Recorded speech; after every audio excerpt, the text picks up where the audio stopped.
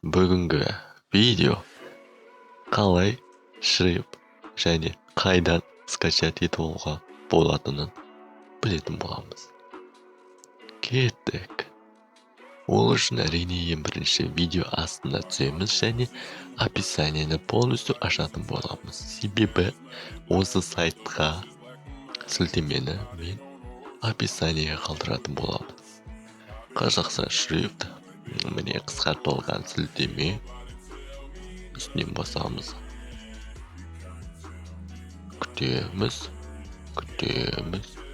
және күтеміз.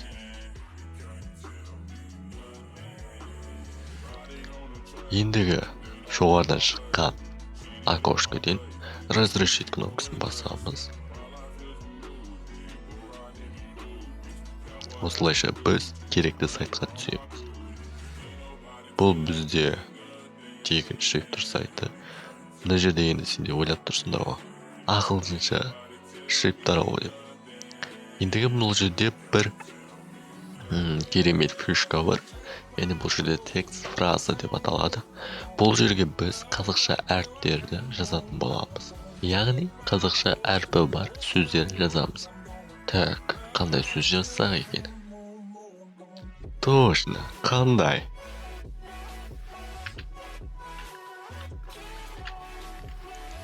Және Enter кнопкасын басамыз.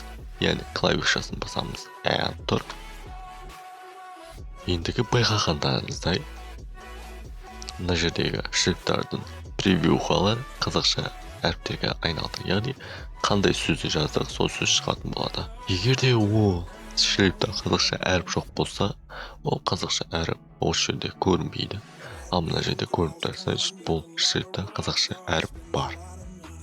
Осылайша біз төмен қарай түсіп іздей береміз.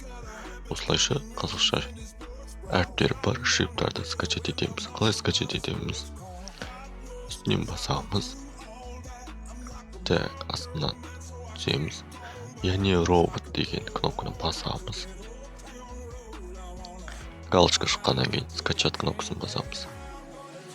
Сохранить. Открыть етеміз. Және установить. Бар болғанның осы, мен саған бүгін көмектесім деген ойдамын. Әрине, әрмен қарай енді сен қазақша шрифттерді пайдалана аласың. Бұл видео саған көмектескен болса, өз пікіріңді комментарий жазып қойып. Егер де бұл видео саған ұнаса, оны кері байланыс арқылы білдір. Сенімен бірге болған мен Франи Кейт. Келесі кездескенше сау.